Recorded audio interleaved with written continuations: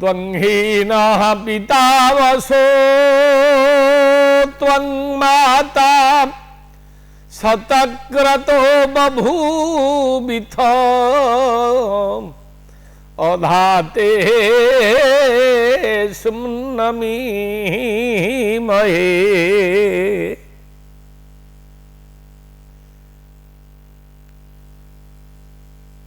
ऋषिवाणी मानव जीवन रे सुधार आनिबा पाई एक अमर औषधि कहले अत्युक्ति हेब नाही। देखंतु जीव जगत को जदि आपण निरीक्षण करिवे अनेक जीव वर्तमान आउ देखिबा को मिलु नाहंती। एहार कारण हैला मनुष्यर स्वभाव, मनुष्यर आकृति, मनुष्याकृति, किंतु तार जो स्वभाव नेचर ताहा पैशाचिक प्रवृत्ति एहा हबा जोगु वर्तमान दुनियारू अनेक जीव शून्य हबारे लागिलेनी। देखंतु वर्तमान कलकारखाना बसा जिबा जोगु जंगल नष्ट होई गला। वर्तमान जंगल कटाही जंगल माटी रे जंगल पाखरे लोक अनेक कलकारखाना प्रतिष्ठा कले सरकार बा कंपानी माने। एहा द्वारा जंगल नष्ट हैला, अनियंत्रित हैला। वृष्टि नियंत्रण रे रहिला नाही। वृक्ष ही जीवन एवं एही वृक्ष द्वारा ही वृष्टि हुए सेतिकी नुहे। जलर स्तर ऊपर रुहे, जलर स्तर गछ जोगु ही ऊपर रुहे। वर्तमान जल स्तर बहु तलकु चली गलानी गछर अभाव रे।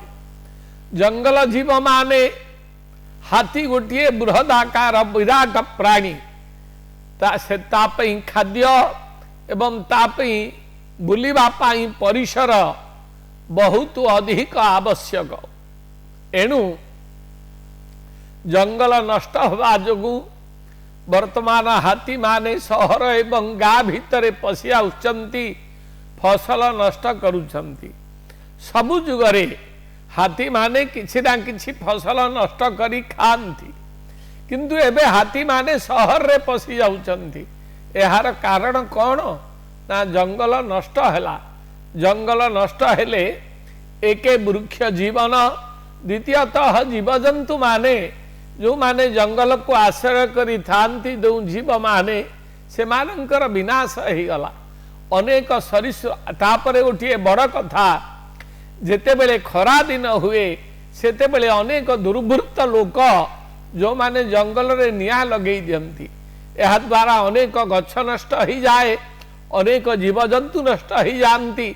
सरीसृप जातीय अनेक सर्प साप सरीसृप जातीय प्राणी से माने मध्य लोप ही जानती। तेणु एही मनुष्य एही संसार को विनाश करिबार गोटे मात्र मूल कारण हैला।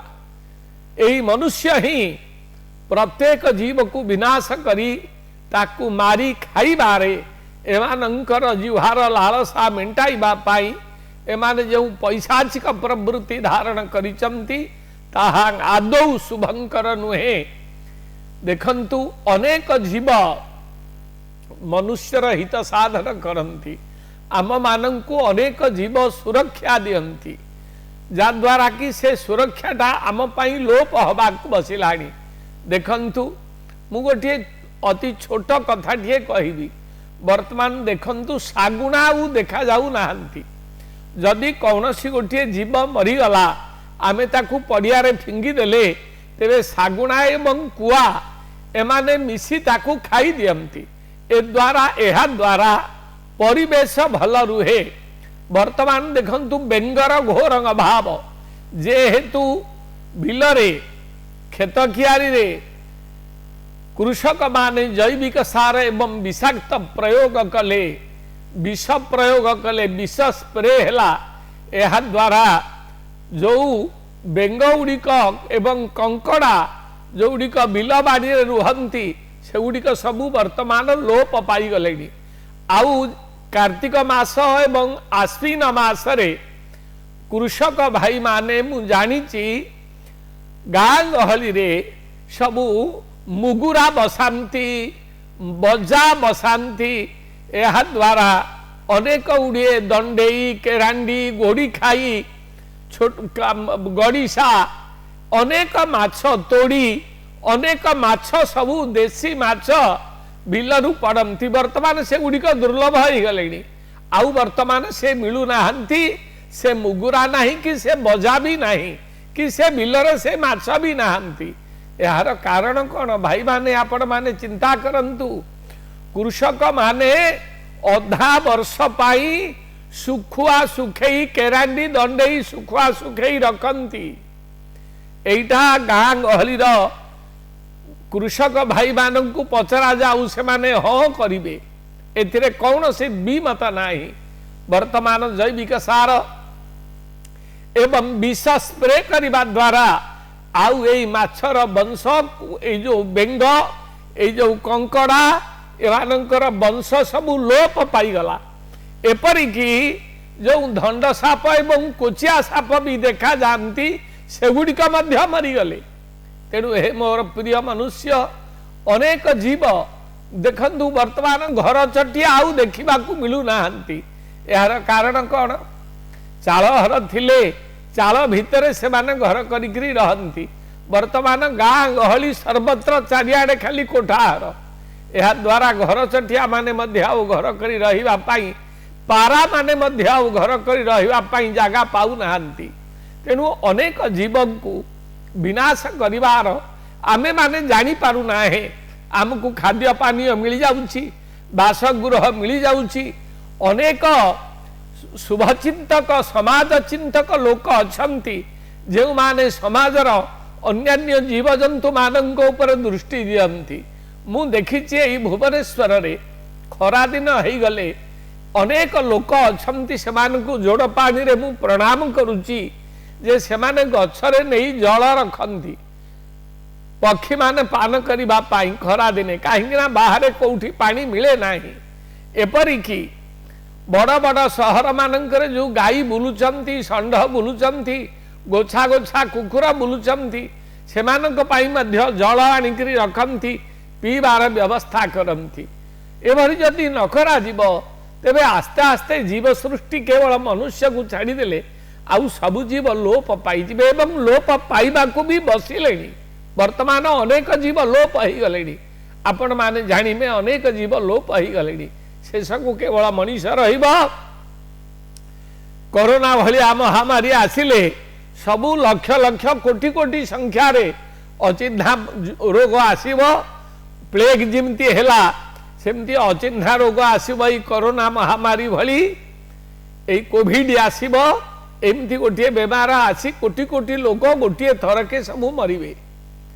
तेणु हे मोर प्रिय मनुष्य वृक्ष लगेइबा पशु मानंकु स्नेह करिबा आदर करिबा पालन करिबा एवं अन्यान्य जीव माने कि भली संसार रे भलरे रहिबे तांक प्रति टिके दृष्टि दवा आमर पुओ झियो भली सेमानंकु देखिबा आम परिवार लोक भली सेमानंकु देखिबा जरूरी।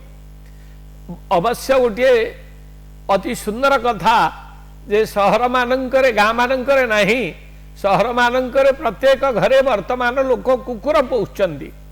ठीक अच्छी कुकुर गोटे गृहपालित प्राणी एवं बहुत हितकारी ता पाखरे बहुत गुण अच्छी ता पाखरे जेतिकी गुण अच्छी आमे पाठरे पढ़ीचु चाणक्यंक भली एते बड़ मतिमान लोक जे कि कुकुरर गुण तांका आखि की देखागला से सेथिपाई कि कविता लिखिले हजार हजार वर्ष तले स्वल्पासी बहुहासी स्वल्प संतुष्ट सुनिद्रो लघुचेतन स्वामी भगतश्च सूरश्च षडैते स्वानतो गुणा। कुकुरर 6 गोटी गुण अच्छी, जो 6 गोटी गुण मनीष पाखरे नाही। बहुहासी स्वल्प संतुष्ट। आपण निजे देखंतु, अनुभव करंतु, चाणक्य केते सुंदर भावरे केते 100 वर्ष तले एई कथाटी कुकुर को देखी निजे स्टडी कले। कुकुर पाखरे कौन अच्छी से गुण को लेखिले, मनुष्य ताठू शिखु बोली। बहुहासी, अधिक देले खाइब, नदेले हिमती रहिब, किछि कहिबनी। स्वल्प संतुष्ट, अल्पके संतुष्ट हो जीव। सुनिद्रो लघु चेतन, गाढ़ निद्रारे शोइबा, एने हठाते उठी पड़िब।